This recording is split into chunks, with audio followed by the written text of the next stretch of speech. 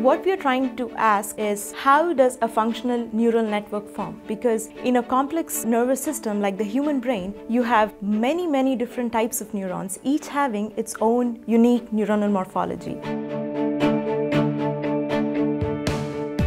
I think the research that we're doing is really important because it's essentially addressing some of the biggest questions of biology. The question that we are trying to ask is, how are functional neural networks formed? And each of these different types of neurons has a different shape and a morphology. So we are looking at how morphology affects function and goes on to behavior.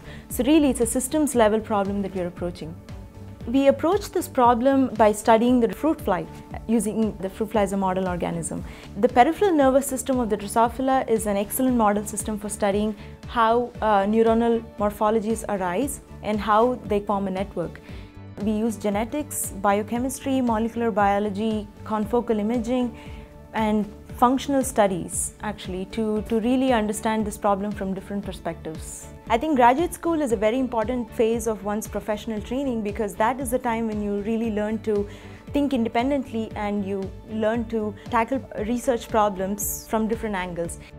And Dr. Cox's laboratory is a great environment, and he's an absolute excellent advisor because he gives us that right amount of freedom and the encouragement to really come up with creative solutions to problems that we face in the laboratory.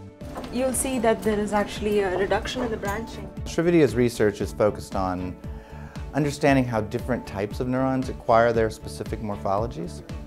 And so many of the projects that she's undertaken for her own studies really have been student initiated.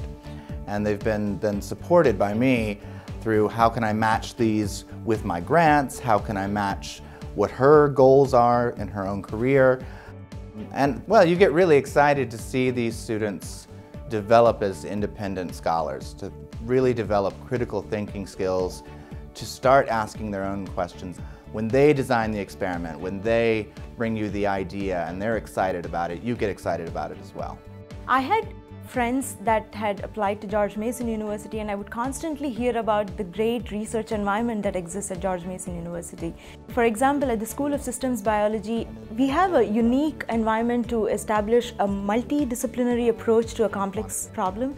So this really gives a fresh perspective on how you look at the problem, and it fuels innovation. I can see 20, 30 years down the line, the discoveries that we make are actually going to be useful in treating people, and that is an incredible motivation to be working in the laboratory and to come every day to the lab and to solve these problems.